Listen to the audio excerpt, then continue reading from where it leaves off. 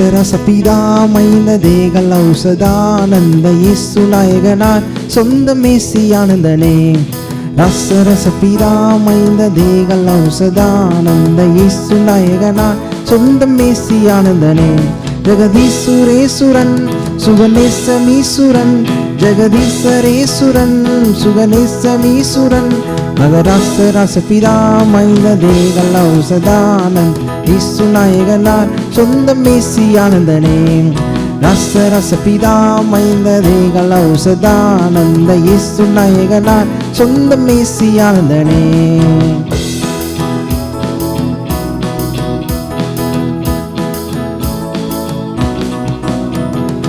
அசல்லாமணியே மந்திர அசல்லாணியே சுன் நிசமை பணியே தந்திர மோசமிதனியே. மசல்லாமணியே மந்திர அசல்லாணியே சுந்தர் நிசமை பணியே தந்திர மோசமிதனியே. நிறைவான காந்தனே இறையான சாந்தனே நிறைவான காந்தனே இறையான சாந்தனே. மறை ரசரசபிதா மைந்த தேகல் ஔஷதானந்த இயேசு நாயகனார் சொந்த மேசியானந்தனே. ரசரசபிதா மைந்த தேகல் ஔஷதானந்த இயேசு நாயகனார் சொந்த மேசியானந்தனே.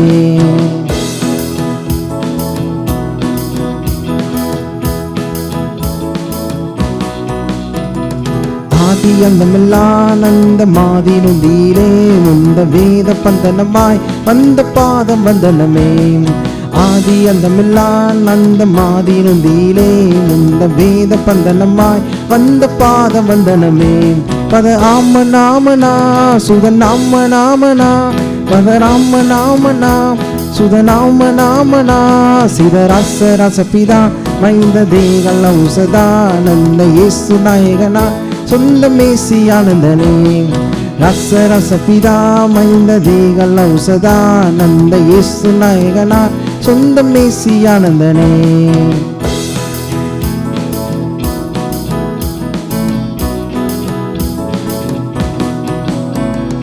மேன்மை அசனே நன்மை மேவு போசனனே தொன்மை பான்மை வசனனே உண்மை பாவ மோசனனே. மேன்மை அசனனே நன்மை மேவு போசனனே தொன்மை பான்மை வசனனே உண்மை பாவ மோசனனே. கிருபாகரானரா சர்வேசுராபரா கிருபாகரானரா சர்வேசுராபரா.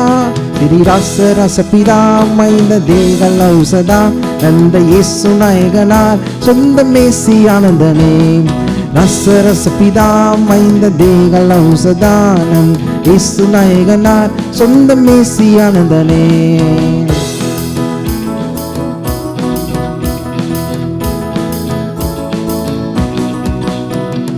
வீடு தேடவுமே தந்தை நாடு கூடவுமே மைந்த கேடு மூடவுமே விந்தையோடு பாடவுமே. வீடு தேடவுமே தந்தை நாடு கூடவுமே மைந்த கேடு மூடவுமே விந்தையோடு பாடவுமே. நரவேடமேவினான் சுரராடு கோவினான் நரவேடமேவினான் சுரராடு கோவினான். பரரசரசபிதா மைந்த தேகல் ஔஷதானந்த இயேசு நாயகனார் சொந்த மேசியானந்தனே. ரசரசபிதா மைந்த தேகல் ஔஷதானந்த இயேசு நாயகனார் சொந்த மேசியானந்தனே. ஜெகதீசரேசுரன் சுகநேசமீசுரன் ஜெகதீசரேசுரன் சுகநேசமீசுரன் மகரசரசபிதா மைந்த தேகல் ஔஷதானந்த இயேசு நாயகனார் சொந்த மேசியானந்தனே. ரசரசபிதா மைந்த தேகல் ஔஷதானந்த இயேசு நாயகனார் சொந்த மேசியானந்தனே.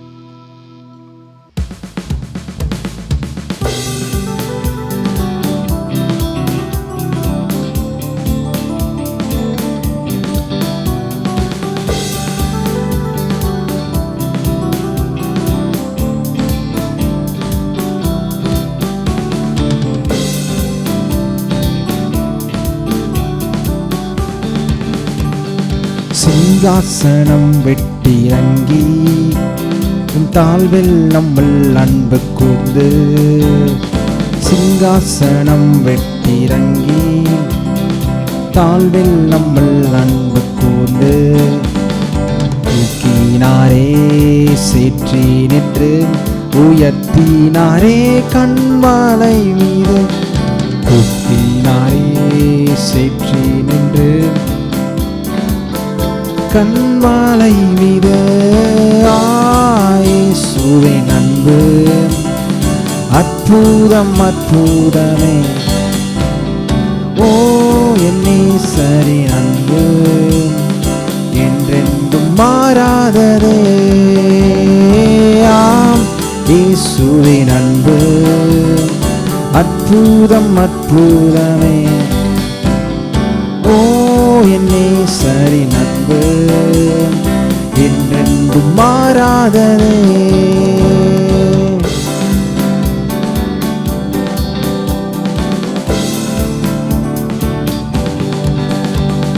குற்றங்கள் யாவையும் நீக்கிடவே என்னிடத்தை அவர் ஏற்றுக்கொண்டார் குற்றங்கள் யாவையும் அவர் ஏற்றுக்கொண்டார் மீறுதல்கள் அவர் மன்னித்தாரே என் நோய்கள் எல்லாம் குணமாக்கினாரே மீறுதல்கள் அவர் மன்னித்தாரே என் நோய்கள் எல்லாம் குணமாக்கினாரே ஆம் இயேசுவின் அன்பு அற்புதம் அற்புதமே ஓ என் நேசரின் அன்பு என்றென்றும் மாறாததே ஆம் இயேசுவின் அன்பு அற்புதம் அற்புதமே ஓ என் நேசரின் அன்பு என்றென்றும் மாறாததே பிதாவோடு என்னை சேர்த்திட்டாரே புத்திர சுவிகாரம் தந்திட்டாரே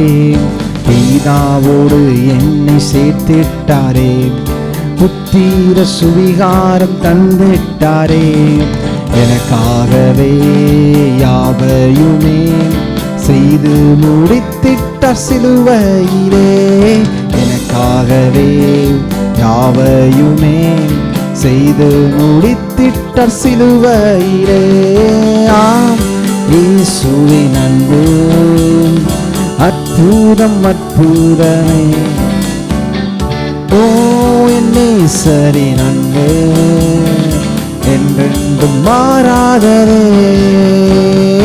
ஆம் இயேசுவின் அன்பு அற்புதம் அற்புதமே ஓ என் நேசரின் அன்பு என்றென்றும் மாறாததே நன்மையினால் திருப்தியாக்குகிறார் இரக்கங்களால் மூடி சூட்டுகிறார் நன்மையினால் திருப்தியாக்குகிறார் இரக்கங்களால் மூடி சூட்டுகிறார் கழுகை போல புது பேலன் கொண்டு உயர பறந்திட செய்கின்றாரே கழுகை போல புது பேலன் கொண்டு உயர பறந்திட செய்கின்றாரே ஆம் இயேசுவின் அன்பு அற்புதம் அற்புதமே ஓ என் நேசரின் அன்பு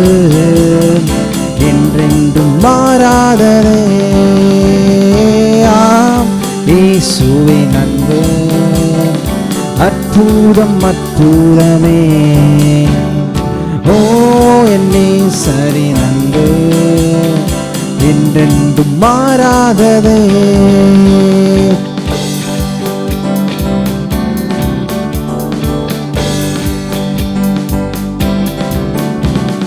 சிங்காசனம் வெட்டிறங்கி நம் தாழ்வில் நம்மள் அன்பு கூர்ந்து சிங்காசனம் வெட்டிறங்கி நம் தாழ்வில் நம்மள் அன்பு கூர்ந்து தூக்கினாரே சேற்றி நின்று உயர்த்தினாரே கண்மலை மீது தூக்கி தேற்றினாரே, சீற்றி நின்று உயர்த்தினாரே கண்மலை மீது.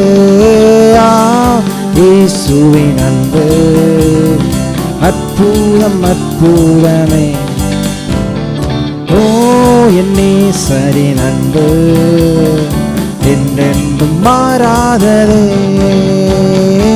ஆம், இயேசுவின் அன்பு அற்புதம் அற்புதமே.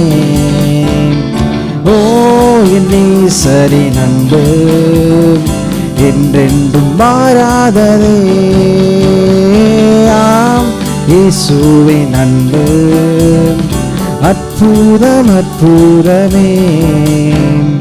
ஓ என் நேசரின் அன்பு என்றென்றும் மாறா. கடைசி ஒரு முறை. ஓ என் நேசரின் அன்பு அற்புதம் அற்புதமே. ஓ என் நேசரின் அன்பு என்றென்றும் மாறாததே, என்றென்றும் மாறாததே, என்றென்றும் மாறாததே.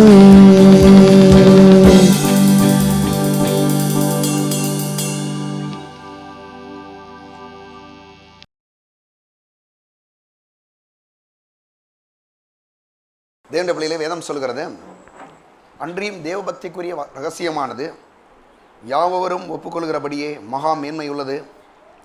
தேவன் மாம்சத்திலே வெளிப்பட்டார் என்பதை நாம் இங்கே பார்க்கிறோம். அன்றியும் தேவபக்திக்குரிய ரகசியமானது யாவரும் ஒப்புக்கொள்கிறபடியே மகா மேன்மையுள்ளது. தேவன் மாம்சத்திலே வெளிப்பட்டார். இன்னைக்கு என்ன தலைப்பில் பேச போகிறோன்னா, ஏன் ஆண்டவராக இயேசு இந்த உலகத்தில் பிறந்தார். அதான் நம்முடைய தலைப்பு. அதே கோணத்தில் நீங்கள் கவனிச்சீங்கன்னா ரொம்ப ஈஸியாக புரியும்.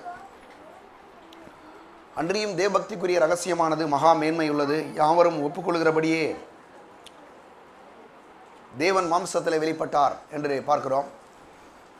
யாவரும் ஒப்புக்கொள்கிறபடியே நான் பாருங்கள், இந்த உலகத்தில் ஆண்டவராக இயேசுடைய பிறப்பை யாரும் மறுக்கவே முடியாது. காரணம், எனக்கு என்ன தேதின்றது உங்களுக்கு தெரியும். 2023 வருஷத்தில் 12வது மாதம் 25ஆம் தேதின்னு சொன்னால் இயேசு பிறந்து இத்தனை வருஷம் ஆயிருக்குன்றது காட்டுகிறது. கிபி அப்படின்னாவே வேதம் சொல்லுது, யாவரும் ஒப்புக்கொள்கிறபடியே. அப்படின்னா அந்த உலகத்தில் இருக்க எல்லாருமே அது ஒப்புக்கொண்டே ஆக வேண்டும் அப்படின்றத ரொம்ப தெளிவாக சொல்லுது. யாவரும் ஒப்புக்கொள்கிறபடியே. அடுத்த போய் சொல்லுது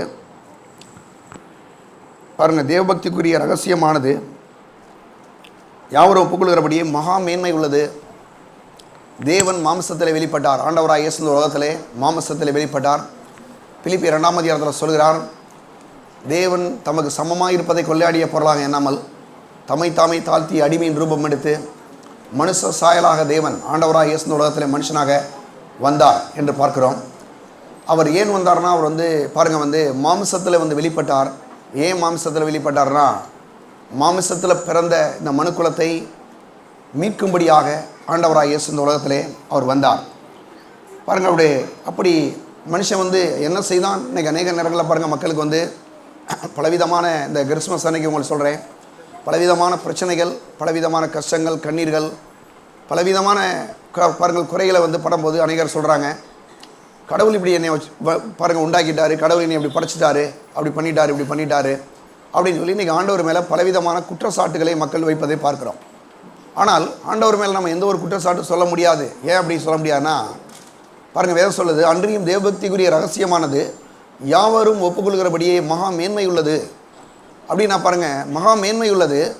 இந்த மேன்மையான காரியம் என்ன அப்படின்னா, அவர் ஆண்டவர் தேவன் மாம்சத்தில் வெளிப்பட்டார். வானத்தையும் பூமியும் உண்டாக்கின தேவாதி தேவன் இந்த உலகத்தில் மாம்சத்தில் வெளிப்பட்டார். மாம்சத்தில் வெளிப்பட்டார்னா, எதுக்கு மாம்சத்தில் வெளிப்பட்டார்னா, இந்த மனுக்குலம் மாம்சத்தில் இருக்கிறதுனால அவரும் தம்மை தாமை தாழ்த்திய அடிமையின் ரூபம் எடுத்து மனுஷ சாயலானார் என்று வேதம் சொல்லுது. அவர் மனுஷனாக இந்த உலகத்தில் அவர் நாம் படுகிற எல்லா விதமான பாடுகளையும் அவர் ஏற்றுக்கொண்டார். அநேகர் சொல்கிறாங்க, ஏன் அவர் பரவத்தில் இருந்துக்கிட்டு அவர் வாட்டுக்கு டக்குன்னு எல்லாத்தையும் மாற்றிடலாம்ல அப்படின்னு. அப்படி செய்ய முடியாது. ஏன்னா ஆண்டவர் எப்போதுமே ஒரு காரியத்தை சொன்னார்னா அதை சொன்ன மாதிரியே நடந்துக்குவார். அதில் நீங்கள் பார்த்தீங்கன்னா ஆண்டவர் வந்து அவர் சொல்கிறார் பாருங்க, ஆதாமி ஏவலை உருவாக்கி அவங்களுக்கு சகலவிதமான அதாவது அதிகாரத்தையும் ஆண்டவர் வந்து கொடுத்தாரு.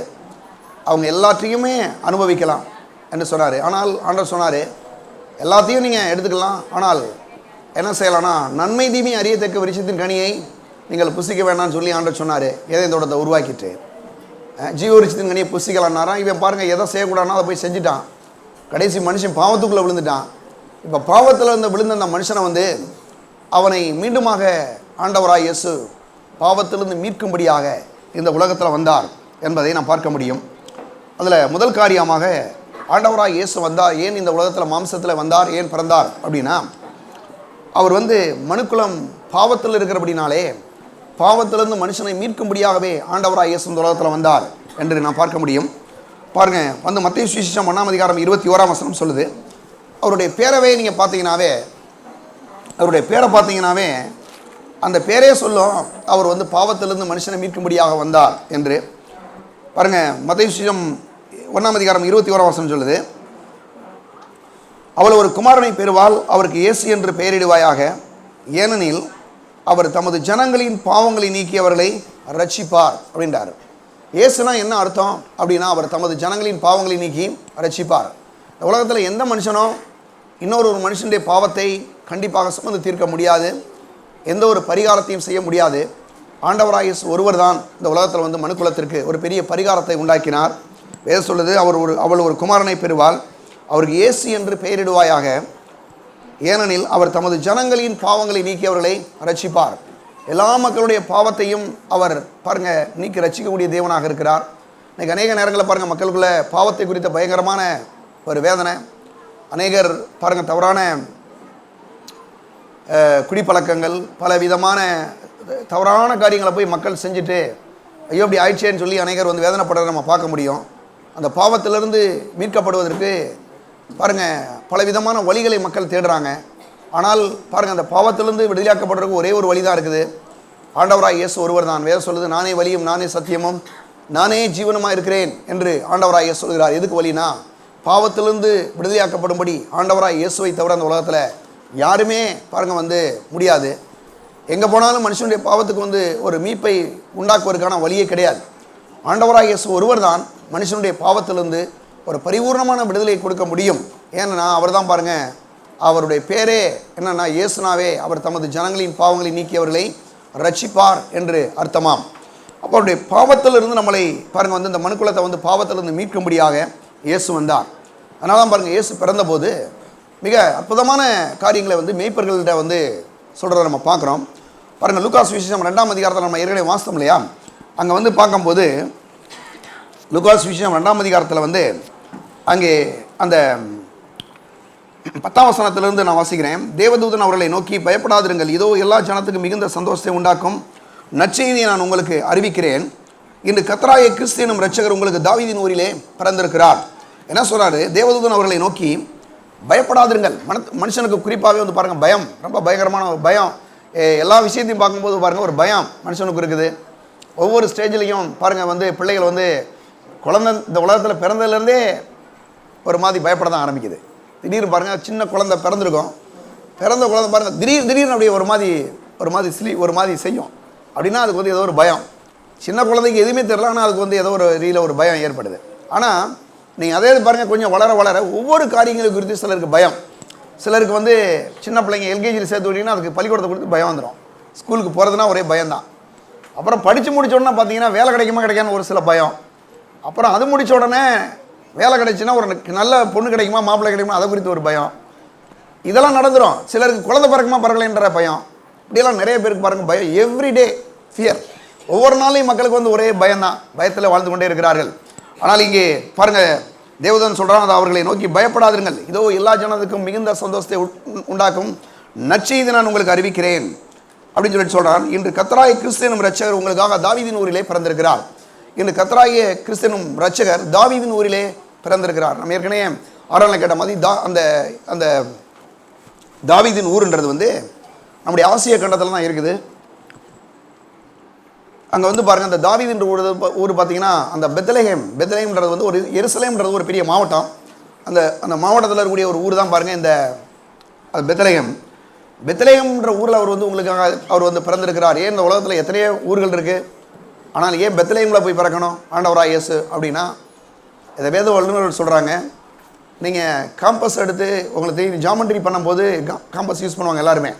இந்த ஜாமெண்ட்ரியை வந்து நீங்கள் எடுத்துகிட்டு கரெக்டாக வேர்ல்டு மேப்பில் உலக வரைபடத்தில் கரெக்டாக நீங்கள் வந்து அந்த எருசலேமில் வந்து பாயிண்ட் பண்ணிங்கன்னா அது முழு மேப்பை ஃபுல் கவர் பண்ணுதுன்றாங்க.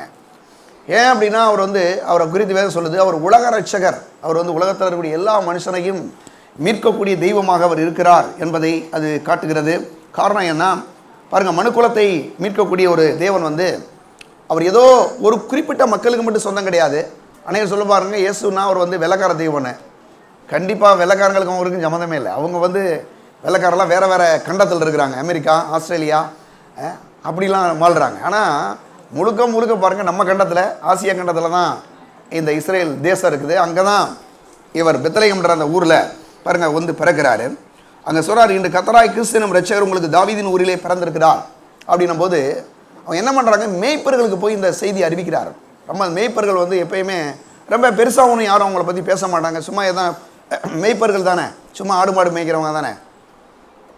உங்களுக்கு தெரியும் பாருங்க, நிறைய நேரங்களில் மக்கள் வந்து கொஞ்சம் படித்தவங்க கொஞ்சம் படிக்காதவர்களை மதிக்கவே மாட்டாங்க.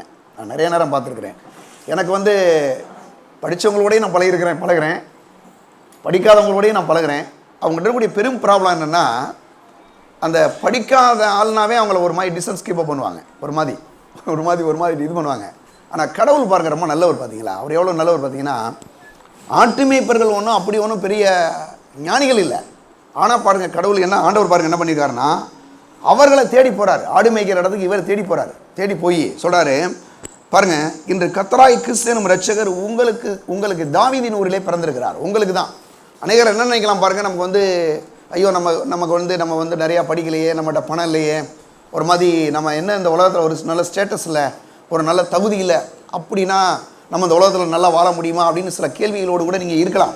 ஆனாலும் வேதம் சொல்லுது, அந்த மேய்ப்பர்களை நேசித்து அவங்கள தேடி இவர் போகிறார். இவங்க ஒன்றும் அவர்கிட்ட போல, என்ன பண்ணுறாங்க, அங்கே தேவதூதனை ஆண்டவர் அனுப்புகிறார். அனுப்பி அவங்களுக்கு போய் சொல்லு, இன்று கர்த்தராகிய கிறிஸ்து எனும் இரட்சகர் உங்களுக்கு தாவீதின் ஊரிலே பிறந்திருக்கிறார் அப்படின்னு ஒன்று பாருங்கள். அவங்க என்ன பண்ணுறாங்க, நேராக பாருங்கள் போகிறாங்க. அங்கே போனால் பாருங்கள் ஒரு முன்னணைன்றது வந்து என்னென்னா, மாடுகள் தீனி போடக்கூடிய இடம். மாடுகளுக்கு வந்து போட்டிருப்பாங்க, நீங்கள் பார்த்துருப்பீங்க. மாடு அப்படி கட்டியிருக்கும் போதே அந்த முன் பக்கத்தில் பார்த்தீங்கன்னா அந்த தீனி போடுறதுக்குன்னு ஒரு தொட்டில் மாதிரி கட்டியிருப்பாங்க. அதுக்கு பேர் தான் முன்னணை. அந்த முன்னணையில் வந்து என்ன பண்ணாராம் பாருங்கள், அங்கே வந்து அந்த குழந்தை பிறந்து அங்கே கிடத்திருக்க நீங்கள் பார்ப்பீங்கன்னு சொல்லி அவங்களுக்கு புரிகிற மாதிரி சொல்கிறாரு. ஏன்னா அது அவங்க லாங்குவேஜ், அவங்களுக்கு புரியும். அந்த முன்னணைன்றது வந்து ஆடு மாடுகளுக்கு வந்து தீனி போடக்கூடிய அந்த இடம். அங்கே போய் என்ன பண்ணுறாரு ஆண்டவர் வந்து பிறந்ததை வந்து தேவதூதன் வந்து உங்களோட சொல்கிறான். சொன்னால் பாருங்கள் இவங்க என்ன பண்ணுறாங்க, ரொம்ப விரைவாக போய் ரொம்ப சந்தோஷமாக போகிறாங்க. சந்தோஷமாக போய் அவங்களுக்கு இருந்த பயம்லாம் போயிடுச்சு. அங்கே போய் அவங்க என்ன பண்ணுறாங்க பார்த்தீங்கன்னா, அவங்க சொல்கிறாங்க, அங்கே அந்த அந்த தேவதூதன் சொல்கிறான், பிள்ளையை துணியில் சுற்றியிருக்க முன்னணியில் கிடைத்திருக்க காண்பீர்கள், இதுவே உங்களுக்கு அடையாளம் என்றான். அந்த சவனமே பரமசேனையின் திரள் அந்த தூரனை தோன்றி உன்னதத்தில் இருக்க தேவனுக்கு மகிமை, பூமியிலே சமாதானமும் மனுஷன் மேல் பிரியம் உண்டாவதாக என்று சொல்லி தேவனை துதித்தார்கள்.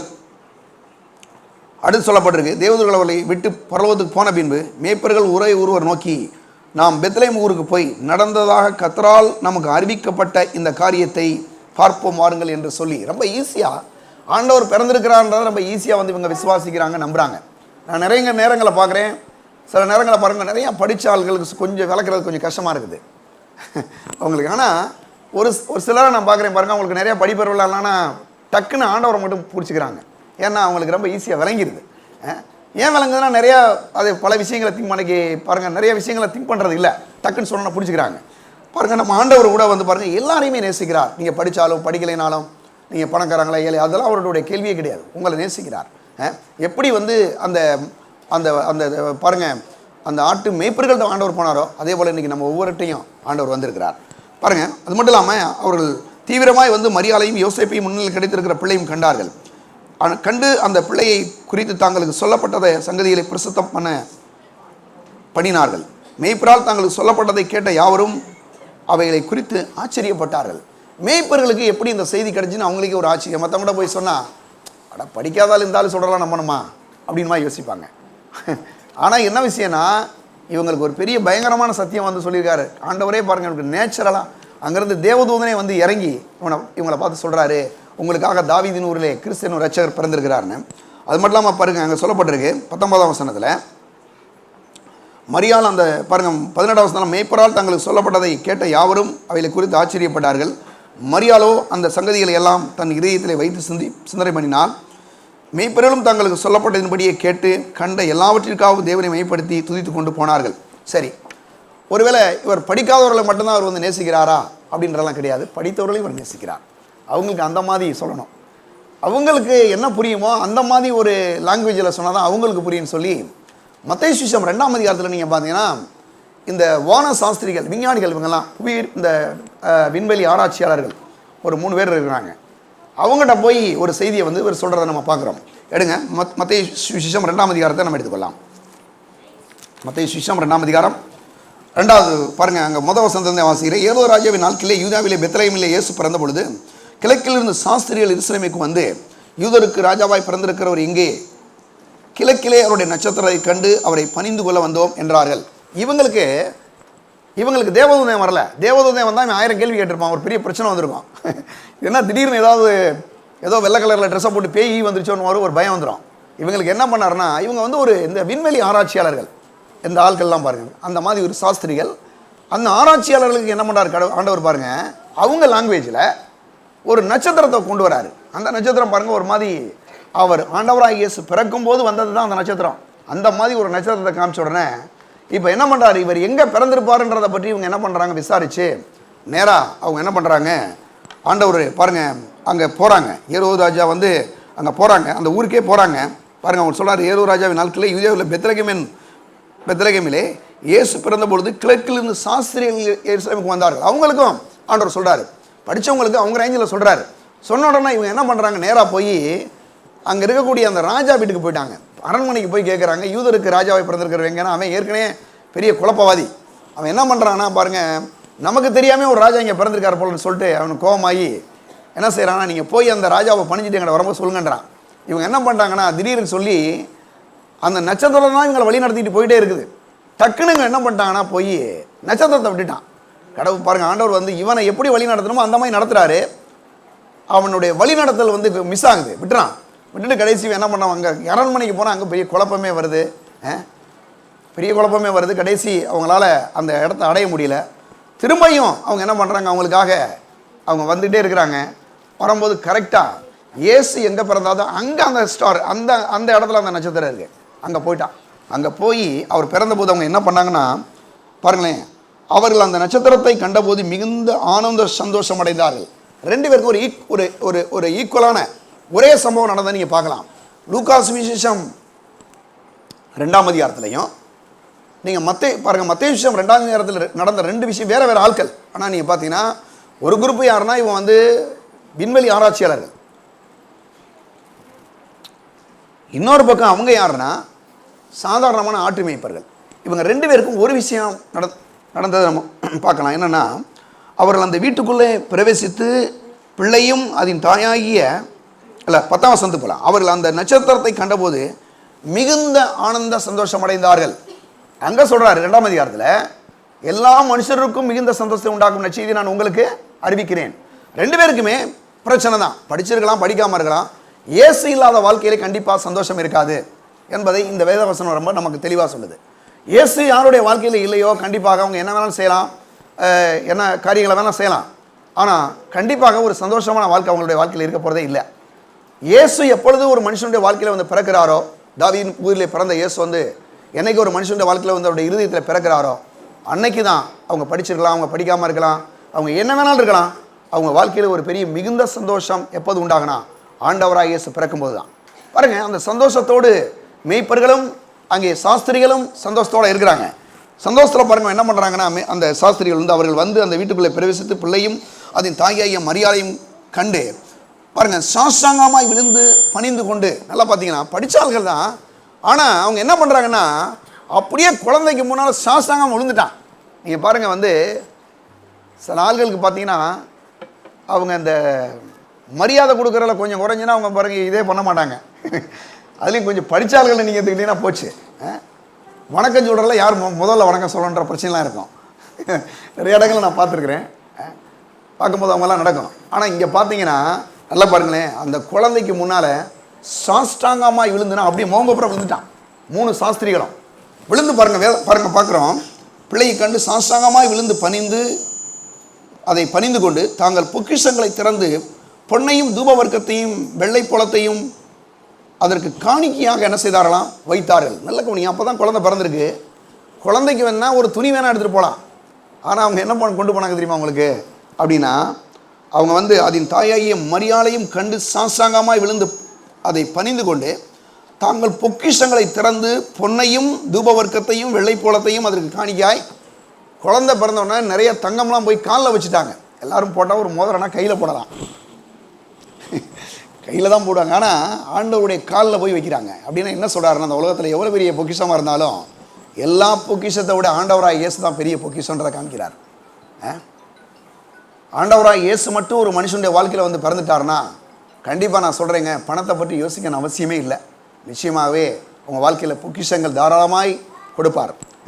பண பிரச்சனைகள் ஒருவேளை இந்த காலை வேளையிலே நீங்கள் அநேக கடன் பிரச்சனையோடோ அநேகர் ஒரு மாதிரி இருந்தீங்கன்னா நான் சொல்கிறேன், கண்டிப்பாக எல்லா பொக்கிஷத்தோட பெரிய பொக்கிஷமாய் ஆண்டவராக இயேசு உங்கள் வாழ்க்கையில் வருவாரானால் நிச்சயமாக உங்களுக்கு என்ன தேவையோ அதை கண்டிப்பாக தேவன் சந்திப்பார். பாருங்கள், ஏன் ஆண்டவராக இயேசு உலகத்தில் வந்தார் என்று பார்க்கும் பொழுது அவர் இந்த பாவத்திலிருந்து மனுக்குலத்தை மீட்கும்படியாக வந்தார் என்று பார்க்கிறோம். அதில் குறிப்பாக நாம் வந்து பார்க்கும்போது லூகாஸ் விசேஷம் 19ஆம் அதிகாரத்தில் ஒரு சம்பவம் நடக்குது. நிறையா சம்பவம் நான் எழுதிட்டு வந்துட்டேன், அதை எடுத்து வாசா டைம் பத்தாது, ஏன்னா கொஞ்சம் வேகமாக போனோம். 19ஆம் அதிகாரத்தில் அங்கே வந்து 1ஆம் வசனத்திலிருந்து 10ஆம் வசனம் வரைக்கும் ஒரு சம்பவம் நடக்குது.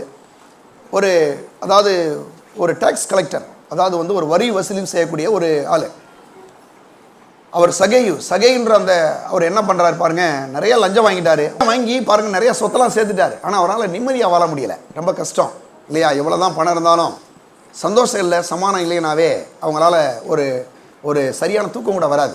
அப்படிப்பட்ட ஒரு நேரத்தில் என்ன ஆச்சுன்னா, அவர் ஆண்டவராக இயேசு அந்த எரிகோன்ற ஊருக்கு வராருன்னு கேள்விப்பட்ட உடனே ஆண்டவராக இயேசுவை போய் பார்க்க போகிறார். போனால் பாருங்கள் அவரால் பார்க்க முடியல, ஏன்னா அவர் வந்து ரொம்ப குள்ளமான ஒரு மனுஷன், பார்க்க முடியல. உடனே இவருக்கு கொஞ்சம் என்ன ஆச்சுனாருன்னா, எந்த வழியில் இயேசு போகிறார் அப்படின்னு கேள்விப்பட்டு அந்த வழியிலே போய் ஒரு மரம் இருக்குது, காட்டத்தி மரம். அந்த மரத்தில் ஏறி உட்காந்து எப்படியா மறந்து பார்த்துடலான்னு. ஆனால் ஆண்டவராக இயேசு அந்த வழியில் போகும்போது சொல்கிறார், அந்த இடத்துல போய் நிற்கிறார். நின்ன உடனே அவர் சொல்கிறாரு, சகைவே கீழே இறங்கி வா அப்படின்னு கூப்பிட்றாரு. சகைவே கீழே இறங்கி வா. இங்கே கூட உட்காந்துருக்க உங்களுடைய பேர் அவருக்கு தெரியுமானா கண்டிப்பாக தெரியும்.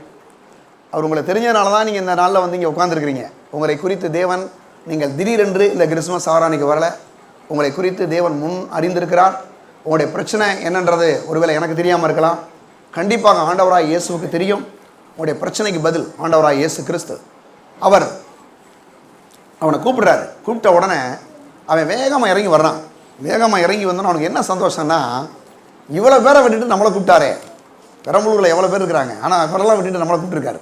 ரொம்ப நம்ம மேலே எவ்வளோ ஆண்டவருக்கு அன்பு பார்த்தீங்களா? அவ்வளோ ஒரு விசேஷம். நீங்களும் அநேகர் நினைப்பான் பாருங்கள், விஐபியெல்லாம் இருப்பாங்க. ஆண்டவர் பாருங்கள், நம்ம விஐபிலாம் வெரி இம்பார்ட்டன்ட் பர்சன் சொல்லி அர்த்தம். கண்டிப்பாக நம்ம ஆண்டவருடைய பார்வையில் விஐபி தான், ஏன்னா நம்மளை கடவுள் அப்படி தான் வச்சுருக்கிறார்.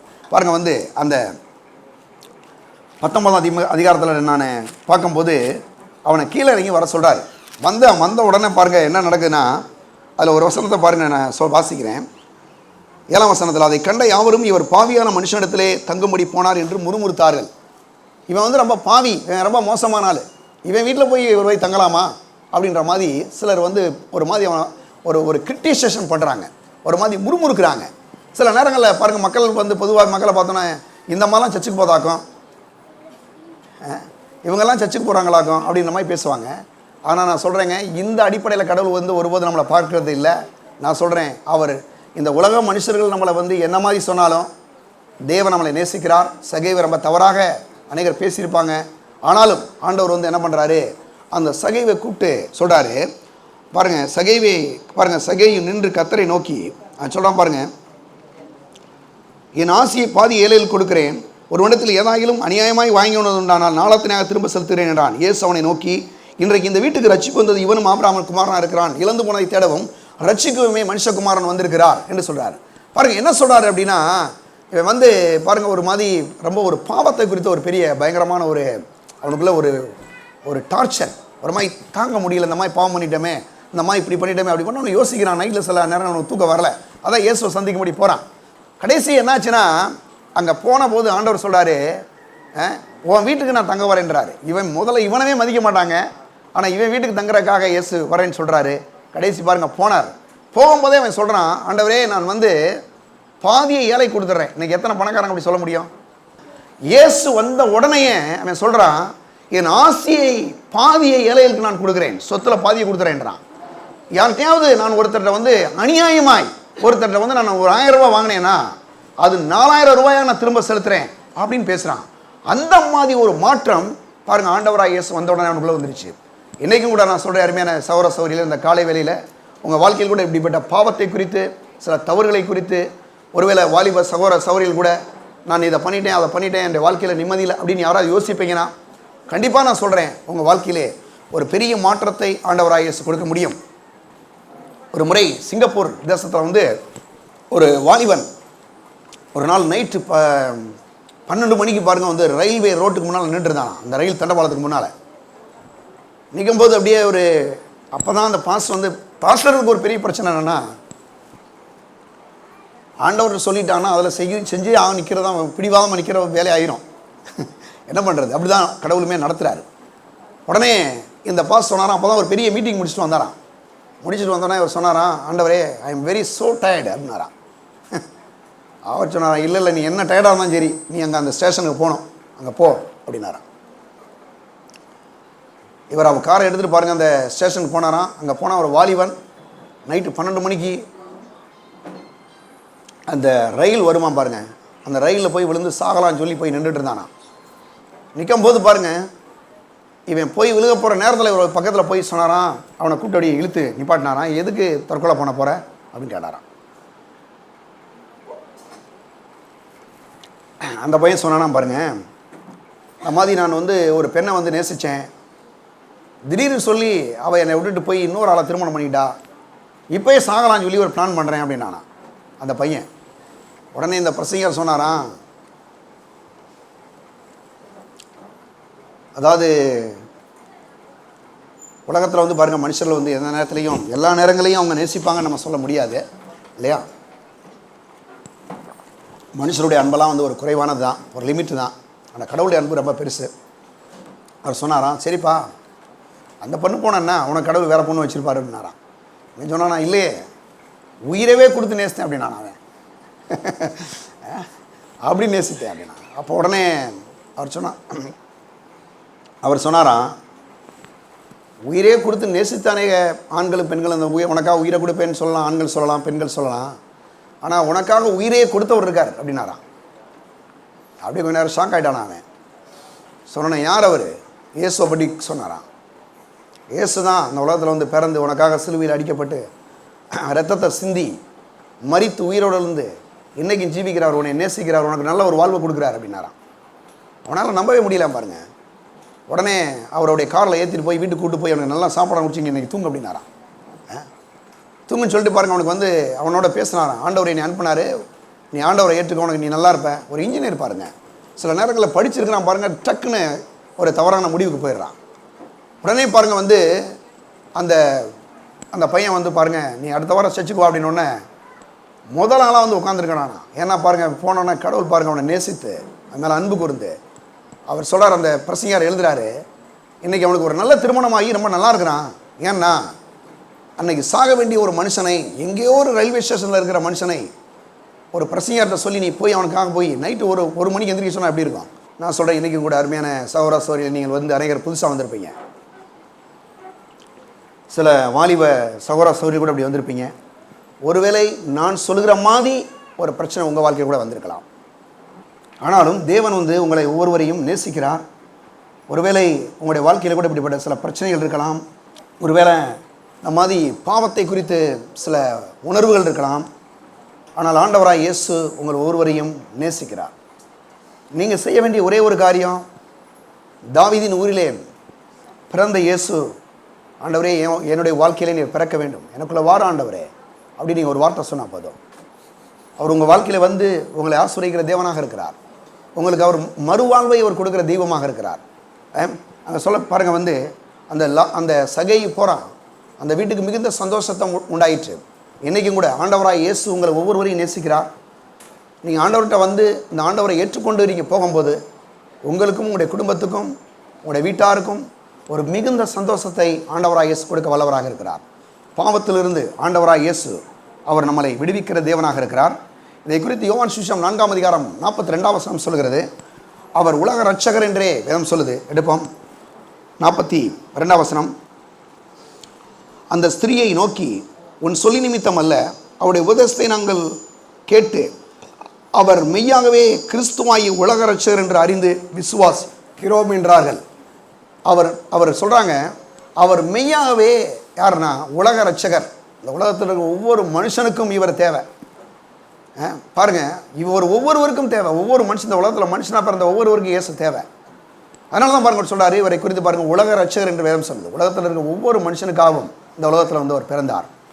ஏன் பிறந்தார்னா மனுஷனுடைய வாழ்க்கைக்கூடிய இந்த பாவத்தை மன்னித்து அவனுக்கு ஒரு பரிசுத்தமான வாழ்க்கை கொடுக்கும்படியாக இயேசு அவர் இந்த உலகத்திலே வந்தார். முதலாவது. ரெண்டாவது பாருங்கள் வந்து அவர் வியாதி உள்ள மக்களை சுகமாக்கும்படியாக இயேசு இந்த உலகத்தில் வந்து பிறந்தார். அது வரைக்கும் நிறையா மருத்துவர்கள் இருக்காங்க, மருத்துவ தொழிலில் நிறைய இருக்கிறவங்களாம் பார்க்குறாங்க.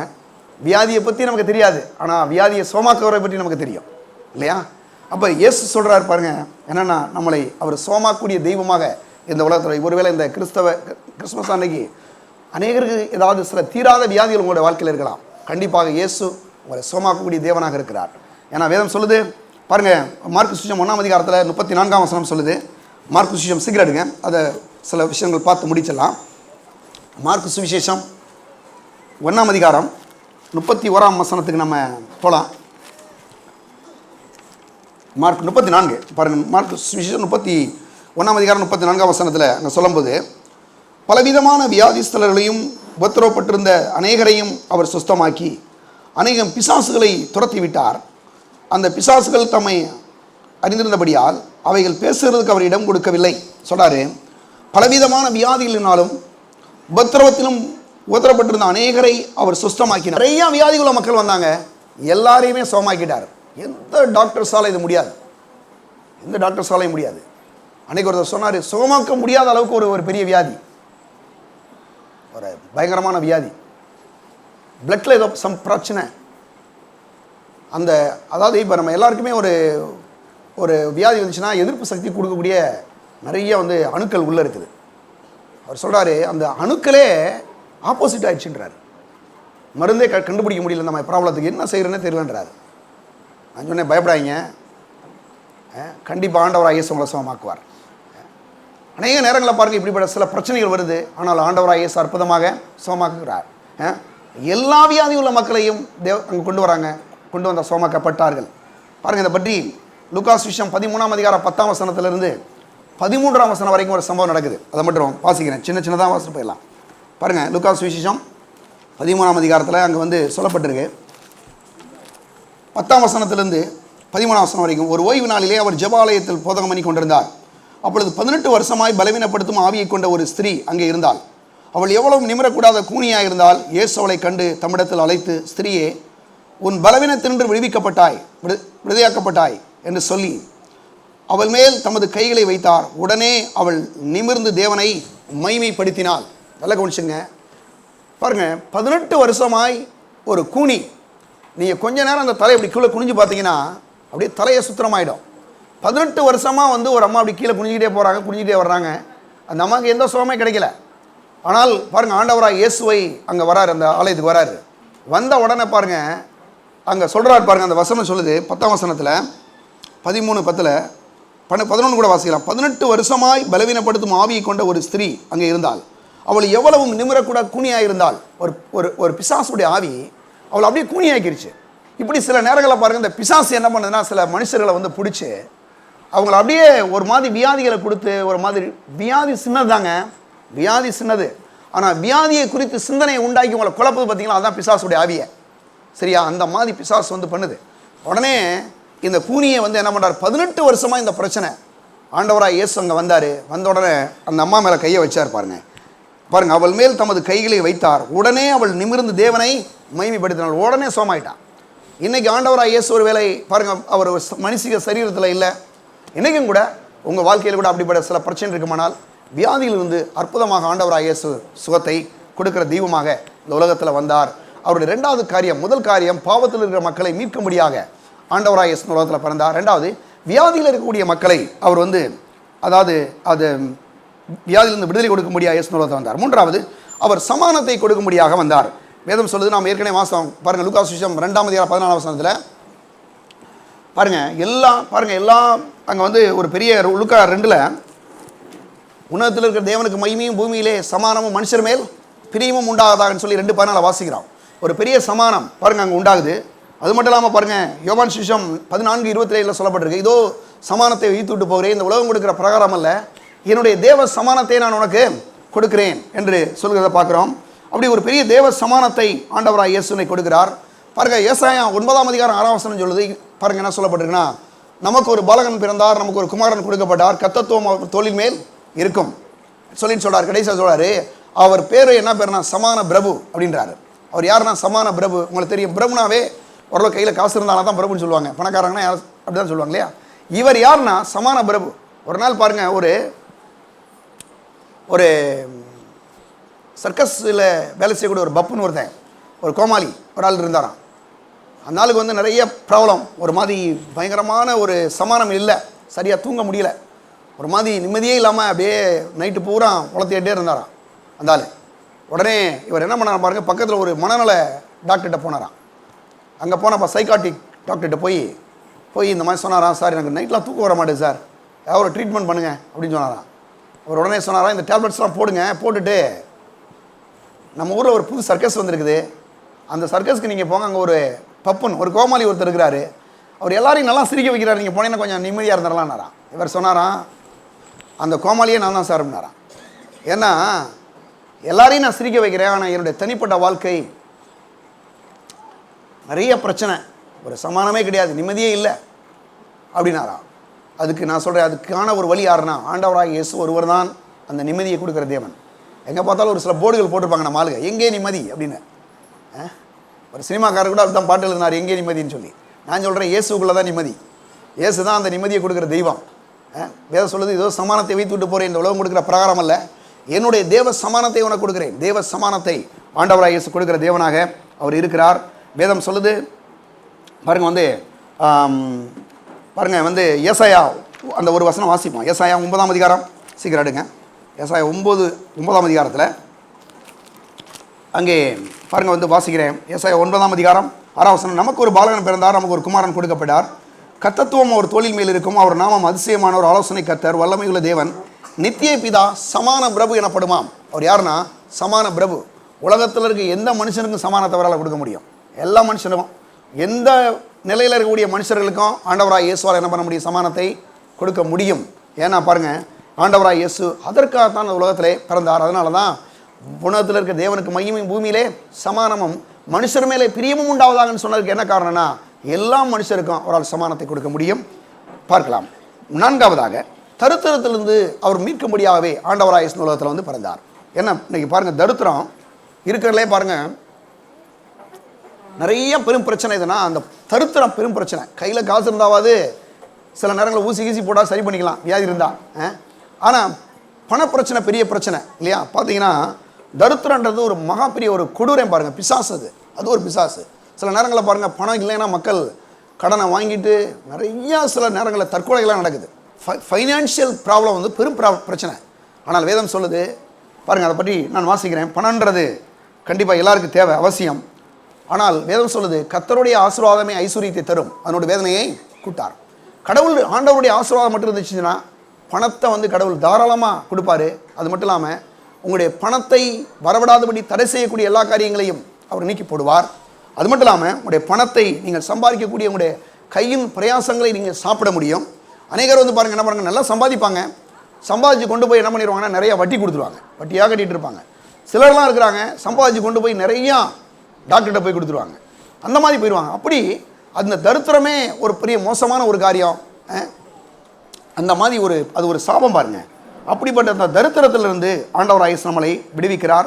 2 கொரிந்தியர் 8ஆம் அதிகாரம் 9ஆம் வசனம் சொல்லுது பாருங்கள், அதை பற்றி நான் வாசிக்கிறேன். 2 கொரிந்தியர் 9ஆம் அதிகாரம் 8ஆம் வசனம் நான் வாசிக்கிறேன்.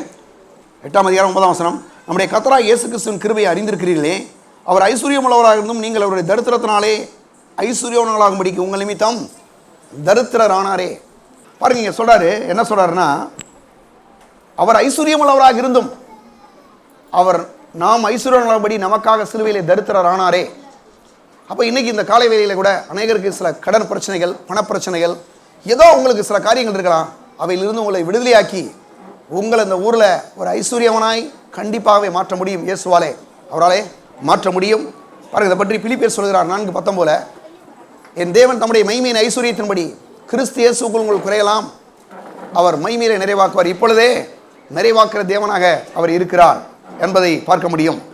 பாருங்கள், இதை பற்றி லூக்கா சுவிசேஷம் 5ஆம் அதிகாரத்தில் ஒரு சம்பவம் நடக்குது. பாருங்கள், அதை மட்டும் சீக்கிரமாக வாசிடலாம் கடகடன்னு. லூக்கா சுவிசேஷம் 5ஆம் அதிகாரம் 1ஆம் வசனத்தில் நான் வாசிக்கிறேன். பின்பு அவர் கிணசலத்தில் கடலில் நின்றபோது திரளான ஜனங்கள் தேவசனத்தை கேட்கும்படி இடத்தில் நெருங்கினார்கள்.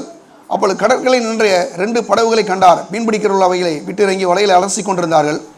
அப்பொழுது அந்த படகுகளை ஒன்றில் ஏறினார். அது சீமனுடையதாக இருந்தது. அதை கரையிலிருந்து சற்றே தள்ளும்படி அவனை கேட்டுக்கொண்டு அந்த படவிலே உட்கார்ந்த ஜனங்களுக்கு போதம் பண்ணினார். அவர் போதகம் பண்ணி முடித்த பின்பு சீமனை நோக்கி ஆழத்தில் தள்ளி கொண்டு போய் மீன்களை பிடிக்கும்படி வலைகளை போடுங்கள் என்றார். அதற்கு சீமோன், ஐயரே, ராம் முழுவதும் நாங்கள் பிரயாசப்பட்டு ஒன்றும் அகப்படவில்லை, ஆகிலும் உடைய வார்த்தையின்படியே வலையை போடுகிறேன் என்றான். அந்தபடியே அவர்கள் செய்து தங்கள் வலை கிழிந்து போகத்தக்கதாக மீதியான மீன்களை பிடித்தார்கள். அப்பொழுது மற்ற படவில் இருந்த கூட்டாளிகள் வந்து தங்களுக்கு உதவி செய்யும்படி செய்காட்டினார்கள். அவர்கள் வந்து 2 படகுகள் அமிழத்தக்கதாக நிரப்பினார்கள். சீமோன் பேதுரு அதை கண்டு இயேசுவின் பாதத்தில் விழுந்த, ஆண்டவரே, நான் பாவியான மனுஷன், நீர் என்னை விட்டு போக வேண்டும் என்றான். அவர்கள் திரளான மீன்களை பிடித்த நிமித்தமும் அவனோடு கூட இருந்த யாவருக்கும் பிரமிப்பு உண்டானபடினாலும் இப்படி சொன்னான். சீமோன் கூட்டாளிகளான செபோதியின் குமாரராய் யாக்கோபும் யோவானும் அந்தபடியே பிரமித்தார்கள். அப்பொழுது இயேசு சீமோன் நோக்கி, பயப்படாதே, இது முதல் நீ மனுஷரை பிடிக்கிறவனாக இருப்பாய் என்றார். சில நேரங்களில் மக்களுக்கு ஃபைனான்ஷியல் ப்ராப்ளத்தினால ஒரு சில பிரச்சனை, பயம் வந்துடும். கையில் காசு இல்லைனாவே ஒரு மாதிரி அந்த பயம் வந்து அவங்கள ஒரு மாதிரி உள்ளே கொண்டு போயிடும். சில நேரங்களில் பாருங்கள், தற்கொலைகள்லாம் நிறைய நேரங்கள் நடக்குது. நிறைய நேரங்களில் ஏன் நடக்குதுன்னா அந்த பண பிரச்சனை தான். பண பிரச்சனைனாலே நிறைய அப்படி ஆயிடுறாங்க. ஆனால் நான் சொல்கிறேன், தேவனுடைய பிள்ளையிலே, இன்றைக்கு கூட இந்த காலை வேளையிலே உங்களுடைய தொழில் என்ன மாதிரி வேணாலும் இருக்கலாம், அந்த தொழில்களிலிருந்து உங்களை விடுவிக்கக்கூடிய தெய்வமாய், உங்களை அந்த தொழில்களை ஆசீர்வதிக்கக்கூடிய தெய்வமாய் ஆண்டவராக இயேசு இருக்கிறார். வேதம் சொல்லுது, இந்நாளில் உண்டாயிருக்கிறது போல ஐஸ்வர்யத்தை சம்பாதிப்பதற்கான பலனை, அந்த வாய்ப்புகளை, ஆற்றலை, அந்த அபிஷேகத்தை ஆண்டவராக இயேசு கொடுக்கிறார். அப்போ இன்னைக்கு பாருங்க, அந்த சீமோன் பேதுருன்றது ஒரு சாதாரண படிக்காத ஒரு ஏழை சம்பளவன். அவன் போய் இரவெல்லாம் போய் என்ன பண்ணுறான்னா, மீன் பிடிக்க வலையை போட்டால் ஒரு மீன் கூட கிடைக்க மாட்டுது. இன்றைக்கி மீனவர்கள் பாருங்கள், சாயங்கால நேரங்களில் தான் போய் மீன் பிடிக்க போகிறாங்க. ஏன்னா அந்த சாயங்கால நேரங்களில் தான், இரவு நேரங்களில் தான் பாருங்கள், மீன்கள் வந்து தண்ணியுடைய மேல் பகுதிக்கு வருமா போகிறாங்க. போயிட்டு காலையில் வர்றாங்க. போய் வலையை போடும்போது இவனுக்கு இரவு முழுதும் போடுறான், ஒன்றுமே கிடைக்கல. கடைசியாக அவன் அப்படியே சோர்ந்து போயிட்டான். பாருங்கள், வேலைக்கு போய் வேலை செஞ்சு கையில் பணமே இல்லை, சாப்பாட்டுக்கு வழியே இல்லை, வட்டிக்கு போயிட்டு இருக்குது.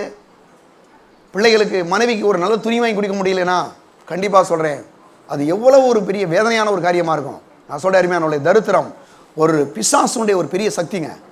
ஆண்டவராக இயேசு அந்த தரித்திரத்திலிருந்து நம்மை விடுவிக்கும்படி அவர் நமக்காக தரித்திரர் ஆனார். சிலுவையிலே தரித்திரராகி நம்மளை ஒவ்வொருவரையும் அந்த தரித்திரத்திலிருந்து விடுவித்திருக்கிறார். விடுவித்த அந்த தெய்வம் இன்னைக்கு என்ன சொல்கிறாருன்னா, பாருங்க, போய் ஆண்டவர்கிட்ட வந்தோன்னா ஒரு வசனத்தை கேட்டான். இப்போ சொல்கிறாரு, நீ வந்து படகை எடுத்துட்டு ஆழத்தில் போய் வலையை போடுன்றார். போட்டான் 2 படகு அமலத்தக்கதாக மீன்கள் அவனுக்கு கிடச்சிச்சு. இன்றைக்கும் கூட ஆண்டவராக இயேசுவை ஒரு மனுஷன் ஆண்டவராக ஏற்றுக்கொண்டு அவருடைய வார்த்தையின்படி நம்ம செய்யும் போது நம்ம செய்கிற தொழில்களை தேவன் அபரிவிதமாக ஆசீர்வதிக்கிறார். உங்கள் வாழ்க்கையிலே ஒரு பெரிய மாற்றத்தை, ஒரு பெரிய ஆசீர்வாதத்தை தேவன் கொடுத்திருக்கிறார். அவர் உங்களுடைய வாழ்க்கை கொடுக்க வல்லவராக இருக்கிறார். பாருங்கள், அப்போ அந்த தரித்திரன்றது வந்து தரித்திரத்திலிருந்து உங்களை விடுதலையாக்க முடியும். வேதம் சொல்லுது, இந்நாளில் உண்டாயிருக்கிறது போல ஐஸ்வர்யத்தை சம்பாதிப்பதற்கான பலனை ஆண்டவராக இயேசு கொடுக்கும்படியாக இந்த உலகத்தில் அவர் வந்து பிறந்திருக்கிறார். பாருங்க, 5ஆவதாக இன்னொரு காரியம்னா சாபம். வந்து பயங்கர மோசமான ஒரு காரியம். அநேக நேரங்களில் திருமணம் சில குடும்பங்கள் ஆகாது, அது ஒரு பெரிய சாபம். ஒரு ஏற்ற காலத்தில் திருமணம் ஆகாமல் பலருடைய குடும்பங்களை பார்த்து திருமண வாழ்க்கை தடைபட்டுரும். சில குடும்பங்களை பார்த்துருக்குறோம், திருமணம் ஆயிரும், குழந்தை இல்லாமல் போயிடும். சில குடும்பங்களை பார்க்குறோம், குழந்தை இருக்கும், குழந்தைக்கு ஒரு மாதிரி மைண்டு சம்திங் பிரச்சனை. இதெல்லாம் பாருங்கள், ஒரு பெரிய சாபம். வேதம் சொல்லுது, மரத்தில் தூக்கப்பட்ட எவனும் சபிக்கப்பட்டபடி கிறிஸ்து நமக்காக சாபமாகி நியாயப்பிரமாணத்தின் சாபத்திலிருந்து நம்மை நீங்களாக்கி மீட்டு கொண்டார் என்று பாருங்கள் வந்து கலாத்தியர் 3ஆம் அதிகாரம் 13-14 வசனங்கள் சொல்லுது. அப்போ ஆபிரகாமுடைய ஆசீர்வாதத்தை தேவன் இன்னைக்கு நம்ம கொடுக்கிற தேவனாக இருக்கிறார். சாபம் ஒரு பெரிய சாபம், அந்த சாபத்திலிருந்து ஆண்டவராகிய இயேசு நம்மளை ஒவ்வொருவரையும் மீட்டிருக்கிறார். ஆண்டவராகிய இயேசு பிறந்தது மட்டுமல்லாமல் அவர் சிலுவையிலே அடிக்கப்பட்டு ரத்தத்தை சிந்தி மரித்து அவர் 3ஆம் நாளில் உயிரோடு எழுந்தார். அங்கே என்ன நடந்துச்சுன்னா பாவம், சாபம், வியாதி, தரித்திரம் எல்லாவற்றிலிருந்தும் ஆண்டவராகிய இயேசு அவர் விடுதலை கொடுக்கக்கூடிய தெய்வமாக இருக்கிறார். இன்றைக்கும் கூட இந்த காலை வேளையிலே உங்களுடைய பொருளாதாரத்தில் கூட பிரச்சனை இருக்கா? உங்களுடைய அது கூட ஒரு பெரிய சாபம் தான். நீங்கள் செய்கிற வேலைகள் வந்து நல்ல ஒரு டெவலப் இல்லை, ஒரு முன்னேற்றம் கிடையாது. நீங்கள் வச்சிருக்கக்கூடிய விவசாயங்கள் நல்லா இல்லை, ஆடு மாடுகள் சரியாக வரல, நீங்கள் எவ்வளோ தான் உழைச்சி உங்களால் முன்னேற முடியல அப்படின்னா அது ஒரு சாபம். ஆனால் வேதம் சொல்லுது அந்த சாபத்திலிருந்து ஆண்டவராய் இயேசு நம்மை விடுவித்திருக்கிறார். வேதம் சொல்லுது பாருங்கள், மரத்தில் தூக்கப்பட்ட எவனும் சபிக்கப்பட்ட இருபடி கிறிஸ்து நமக்காக சாபமாகி நியாயப்பிரமாணத்தின் சாபத்தில் நம்மை நீங்களாக்கி மீட்டுக் கொண்டார் என்று. அப்போ இப்படிப்பட்ட ஒரு சாபத்திலிருந்து ஆண்டவராய் இயேசு நம்மை மீட்க முடியாது. இந்த உலகத்திலே தேவகுமாரனாய் இயேசு அவர் தாவீதின் ஊரிலே பிறந்தார். அதாவது அவர் நமக்கு நித்திய ஜீவனை கொடுக்கும்படியாக அவர் பிறந்திருக்கிறார். இந்த எட்டர்னல் லைஃப், அதாவது முடிவில்லாத ஒரு வாழ்க்கையை தேவன் நமக்கு அவர் கொடுக்கிறார். எப்படி முடிவில்லாத ஒரு வாழ்க்கைனா, சில நேரம்லாம் சொல்றாங்க பாருங்க, ஆனால் இப்போ இருக்குங்க எவ்வளோ நாளைக்கு இருக்குன்னு பார்ப்போம், ஒரு நாளைக்கு போயிடும் அப்படின்லாம் சிலர் சொல்றாங்க. ஆனால் நான் சொல்றேன், ஆண்டவராக இயேசுவை ஏற்றுக்கொண்டேன்னா என்னைக்குமே போவேன். ஏன்னா சொல்றாரு எட்டர்னல் லைஃப், அதாவது முடிவில்லாத ஒரு வாழ்க்கையை நித்திய ஜீவனை அவர் நமக்கு கொடுக்கிறார் என்று வேதம் சொல்கிறது. இதை குறித்து ஒரு சில வசனங்களுக்கு நான் போகலாம்.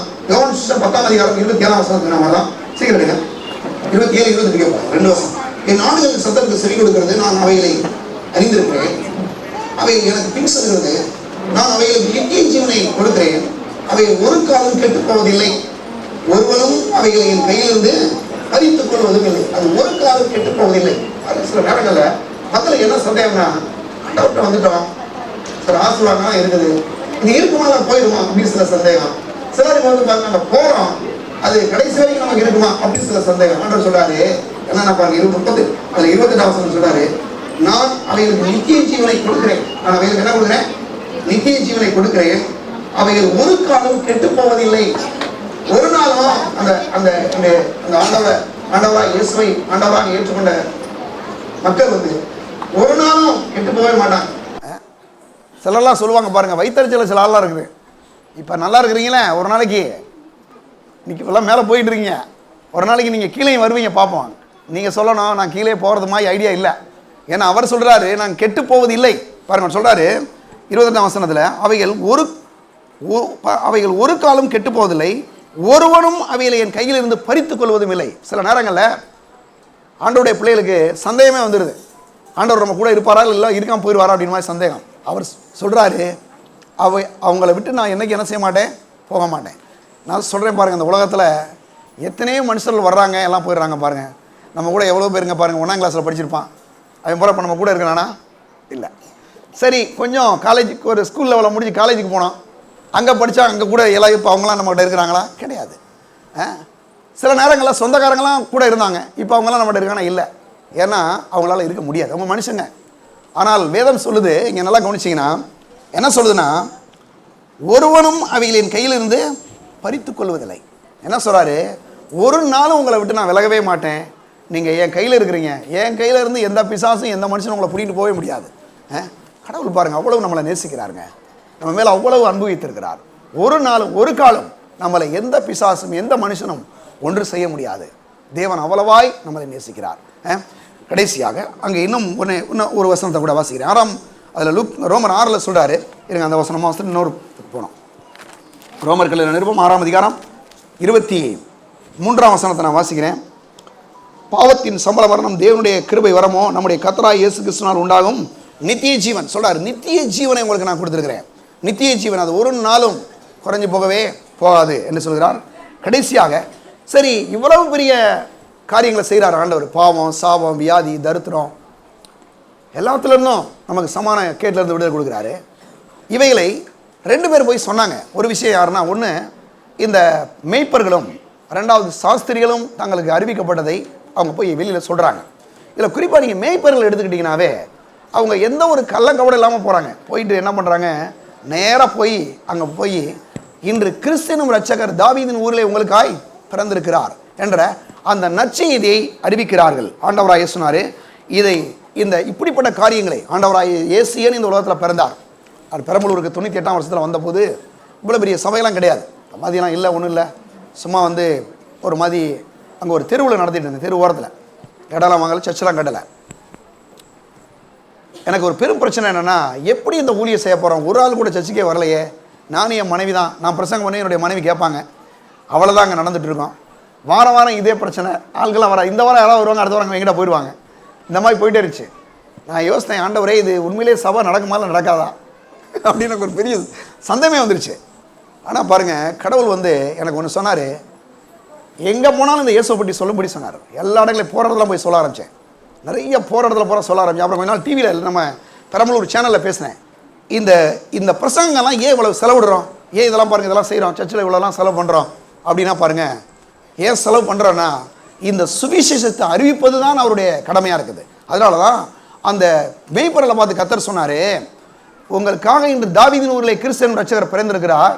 அவரை நீங்கள் என்ன பாருங்க போய் பார்க்கும்படி சொல்கிறார். அவங்க போய் பார்த்தாங்க, ஊரே எல்லா இடங்களையும் போய் சொல்கிறாங்க ஏன்னு பிறந்துட்டாருன்னு சொல்லி. பாருங்கள் 7வது காரியமாக இந்த சுவிசேஷத்தை பிரசங்கும்படி இயேசுவே சொல்கிறார். அவர் ஏன் சொல்கிறாருன்னா, எல்லா மனுஷரும் ரட்சிக்கப்படவும் சத்தியத்தை அறிகிற அறிவையும் அவர் சித்தமுள்ளவராக இருக்கிறார். அதுதான் பாருங்கள் கடவுளுடைய அன்பு. ஒரு தாயினுடைய அன்பை போல் ஒன்று சம்பவத்தை எடுங்க. மார்க்கு சுவிசேஷம் 1ஆம் அதிகாரம், சீக்கிரம் எடுங்க. மார்க்கு 1ஆம் அதிகாரத்தில் 14-15 வசனங்களுக்கு நம்ம வரலாம். 14-15 வசனங்கள், 15ஆம் வசனம் கூட போதும். காலம் நிறைவேறிற்று, தேவனுடைய ராஜ்யம் சமீபமாயிற்று, மனம் திரும்பி சுவிசேஷத்தை விசுவாசியுங்கள். அதுக்கு முன்னால் வசனம் சொல்லுது, யோவான் காவலில் வைக்கப்பட்ட பின்பு இயேசு கலிலாவிலே வந்து தேவனுடைய ராஜ்யத்தின் சுவிசேஷத்தை பிரசங்கித்து, காலம் நிறைவேற்று, தேவனுடைய ராஜ்யம் சமீபமாயிற்று, மனம் திரும்பி சுவிசேஷத்தை விசுவாசியுங்கள். இயேசுவே இந்த சுவிசேஷத்தை போய் பிரசங்கம் பண்ணுறாரு. ஏன்னா சுவிசேஷம்னா என்னன்னா, காஸ்பல் மீன்ஸ் குட் நியூஸ். அதாவது சுவிசேஷம் என்றால் நற்செய்தின்னு அர்த்தம். யாருக்கு நற்செய்தி? பாவம், சாவம், வியாதி, தரித்திரம், இந்த உலகத்தில் மனுஷனால் நிராகரிக்கப்பட்டவர்களால் அவர்கள் எல்லாருக்கும் ஒரு நற்செய்தியை கொடுக்குறாரு. என்ன நற்செய்தினா, வருத்தப்பட்டு பாரத் சுமக்கிறவர்களை நீங்கள் எல்லாரும் என்னிடத்திலே வாருங்கள், நான் உங்களுக்கு இளைப்பாறல் தருவேன். ரொம்ப அற்புதமான ஒரு காரியம் இல்லையா? ஏன்னா அந்த சுவிசேஷத்தை அறிவிக்கும்படி சொன்னார். லூக்கா சுவிசேஷம் 9ஆம் அதிகாரத்திலே கூட அதை வந்து சொல்கிறாரு. அப்படியே நீங்கள் இருங்க, நான் சொல்கிறேன். லூக்கா சுவிசேஷம் 9ஆம் அதிகாரத்தில் அங்கே 1-2 வசனங்கள் சொல்லப்பட்டிருக்கு. அவர் தம்முடைய 12 சீசரையும் வரவழைத்து சகல பிசாசுகளையும் துரத்தி வியாதியுள்ளவர்களை குணமாக்கி அவர்களுக்கு வல்லமையும் அதிகாரமும் கொடுத்து தேவனுடைய ராஜ்யத்தை குறித்து பிரசங்கிக்கவும் பிணியாளிகளை சுத்தமாக்கவும் அவர்களை அனுப்பினார். தேவனுடைய ராஜ்யத்தை குறித்து பிரசங்கும்படி சொன்னார். போய் பிரசங்கம் பண்ணுறாங்க சீசர்கள். இயேசு பிரசங்கித்தார், சீசர்கள் பிரசங்கித்தாங்க. எனக்கு நிறைய தேவ மனுஷர்கள் பிரசங்கித்து கொண்டிருக்கிறாங்க, நாமும் பிரசங்கித்து கொண்டிருக்கிறோம். எதுக்குன்னா, நிறைய பேருக்கு ஆண்டவரை பற்றியே தெரியல இல்லையா? கண்டிப்பாக ஆண்டவராக இயேசு அவர் தம்மை தாமே தாழ்த்தி அடிமையின் ரூபம் எடுத்து மனுஷ சாயலாக இயேசு உலகத்தில் வந்தார். பாருங்கள், அந்த சம்பவத்தை பற்றி நான் சொல்கிறேன். கொரியா நாட்டில் பாருங்கள் நடந்த ஒரு சம்பவம், ஒரு பயங்கரமான ஒரு போர் நடக்கக்கூடிய ஒரு காலம், யுத்தம் நடந்துகிட்ருக்கு கொரியா. அந்த நாட்களில் வந்து இப்போ உங்களுக்கு தெரியும் 2 கொரியா நாடு இருக்குது. ஒன்று வடகொரியா இருக்குது, இன்னொன்று தென்கொரியா இருக்குது. தென்கொரியாவில் வந்து பார்த்திங்கன்னா ஒரு மாதிரி அங்கே ஆண்டவரை பற்றிலாம் சொல்லலாம், அவங்க எல்லாருமே ஃப்ரீயாக இருப்பாங்க, ஒரு மாதிரி சுதந்திரமான நாடு. வடகொரியா வந்து அப்படி கிடையாது, ஒரு கம்யூனிஸ்ட் தேசம். அது ஒரு பயங்கரமான ஒரு யுத்த நாட்களில் வந்து அந்த அம்மா என்ன பண்ணாங்கன்னா, ஒரு அம்மா ஒரு நிறமாச கர்ப்பிணி, அவங்க என்ன பண்ணாங்களாம் பாருங்கள், அந்த வடகொரியாவில் இருந்து தென்கொரியா பக்கத்தில் வந்து வடப்பகுதியிலேருந்து தென் பக்கத்தில் வர்றாங்க. யுத்தம் ரொம்ப அதிகமாக இருக்குது, பயங்கரமான பிரச்சனை, யார்ட்டையும் போய் உதவி கேட்க முடியாது. நம்முடைய தேசம் மாதிரியே இப்போ எப்படி குளிர் இருக்கிறது மாதிரி அவங்களுடைய தேசத்துலையுமே கொஞ்சம் குளிரான தேசம். கொஞ்சம் ஒரு மாதிரி இந்த டைமில் குளிர் இருக்க மாதிரி அவங்கள்டையிலே நிறையா குளிர், பயங்கரமான பனி பெய்யுது. நம்ம நேரத்தில் பாருங்கள், நம்ம திடீர்னு போயிட்டே இருக்கும்போது யாரையும் உதவி கேட்க முடியல. அங்கே போனால் பாருங்கள், ஒரு மிஷினரி பாருங்கள் வந்து வெளிநாடுகளில் வந்து பிரசங்கம் பண்ணக்கூடிய மிஷினரிஸ், ஊழியம் பண்ணக்கூடியவங்க, பாசஸ் அந்த மாதிரி வச்சுங்க.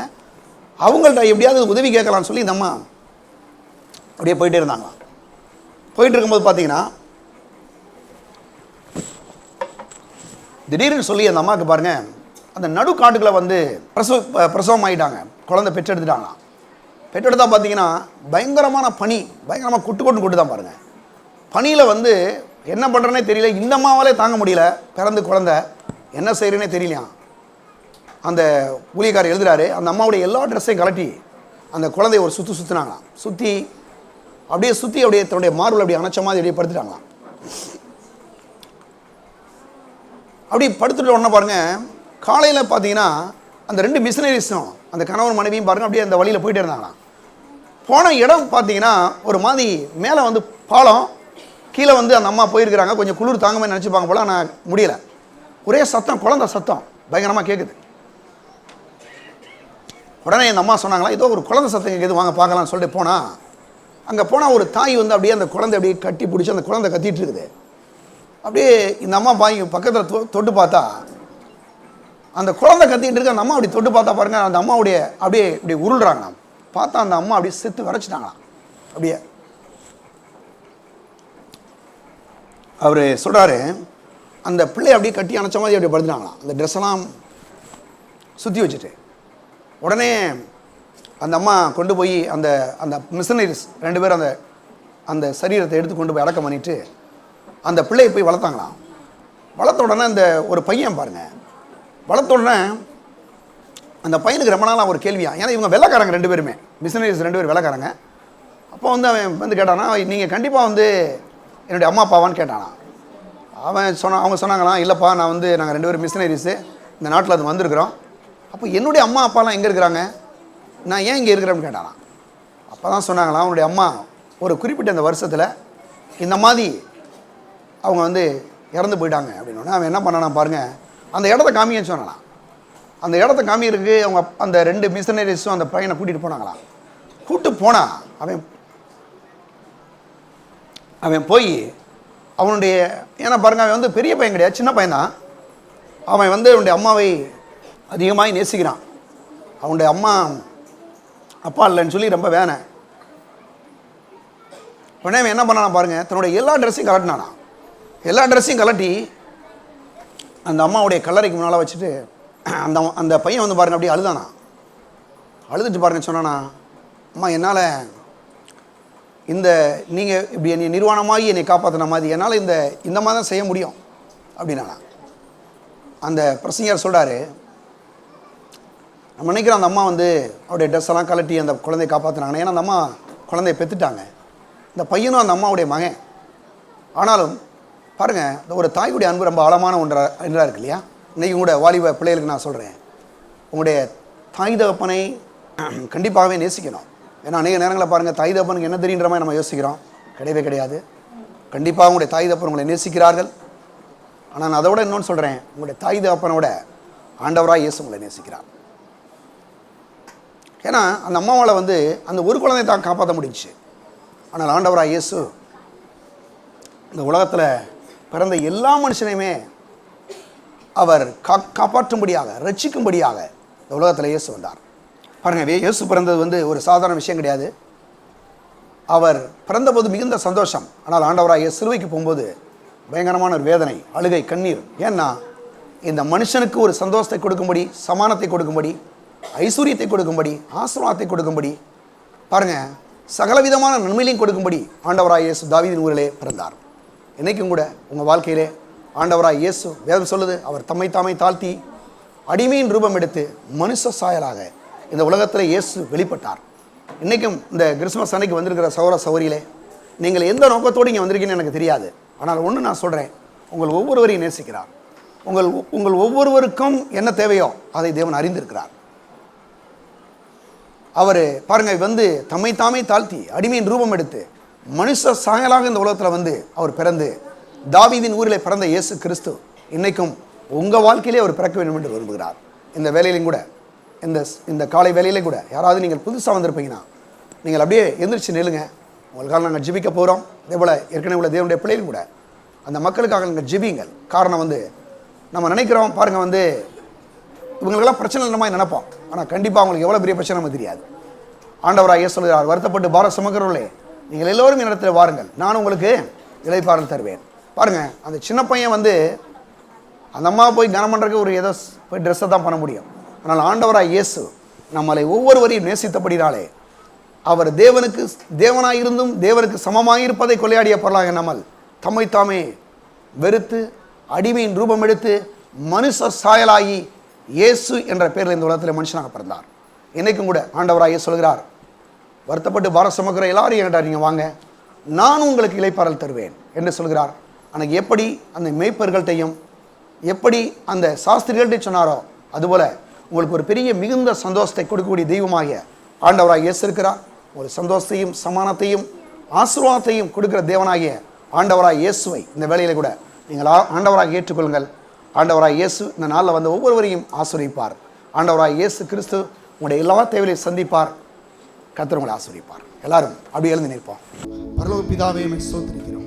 ஆண்டவராக இயேசுவே, இந்த விலையேற பெற்ற கல்வாரி இரத்தத்தை மீண்டும் உம்முடைய பிள்ளைகள் எடுத்திருக்கிறோம். உம்முடைய நல்ல அன்புக்காக நன்றியோடு ஸ்தோத்திரிக்கிறோம். நல்ல தகப்பனே, தன் பிள்ளையை சிச்சிக்கிறது போல எங்களை சிச்சிக்கிறீரே, எங்களை போதிக்கிறீரே, அதற்காக உமக்கு நன்றி. நீ சொன்னீரே, வழி இதுவே, இதில் நடவுங்கள் என்று சொன்னீரே. ஆண்டவரே, அப்படிப்பட்ட சத்தம் ஒவ்வொரு நாளும் எங்களுக்குள்ளே கேட்கட்டும். நீ சொன்னீரே கர்த்தாவே, நான் உன் மீது கண்ணை வைத்து உனக்கு ஆலோசனை சொல்லுவேன், நீ நடக்க வேண்டியவளை உன்னை காட்டுவேன் என்று சொன்னீரே. ஆண்டவரே, உடைய பிள்ளைகளை சரியான பாதையில் நடத்துவீராக. ஆண்டவரே, உடைய சத்தத்தை கேட்டு நாங்கள் வழி நடக்க ஆவியானவரே எங்களுக்கு நீர் உதவி செய்வீராக. உடைய ஜனங்கள் ஆசீர்வதிப்பீராக. ஆண்டவரே, நீ சொன்னீரே, என் ஜனங்கள் ஒருபோது வெட்கப்பட்டு போனேன் சொன்னீரே. கர்த்தாவே, உடைய ஜனங்களை ஆசீர்வதிப்பீராக. அப்படி செய்கிறபடியால் நமக்கு நன்றி செலுத்துகிறோம். உடைய ஜனங்கள் மீது இயேசுவின் கல்வாரி இரத்தத்தை தெரிகிறோம். உடைய இரத்த கோட்டைகளை பாதுகாத்துக் கொள்வீராக. இந்த உலகத்தில் எத்தனை அநீதிகளும் அக்கிரமங்களும் தீமையிலும் நடந்தாலும் எங்களுடைய ஜனங்களை, எங்கள் சபை மக்களை ஒன்றும் செய்ய முடியாது என்று சொல்கிறோம். உடைய வேறப்பட்ட இரத்தத்தை உடைய ஜனங்களை தெளிக்கிறோம். உடைய இரத்த கோட்டைகளை ஒவ்வொரு குடும்பத்தையும் கொடுக்கிற கர்த்தாவே, நீர் பாதுகாத்துக் கொள்வீராக, ஆசீர்வதிப்பீராக. ஆண்டவரே, அப்படி செய்கிறபடியால் நமக்கு நன்றி செலுத்துகிறோம். இயேசுவின் நாமத்தில் ஜெபிக்கிறோம் பிதாவே, ஆமென். நம்முடைய கர்த்தராகிய இயேசு கிறிஸ்துவின் கிருபையும் பிதாவாகிய தேவனுடைய அன்பும் பரிசுத்த ஆவியானவருடைய ஐக்கியமும் இப்பொழுதும் எப்பொழுதும்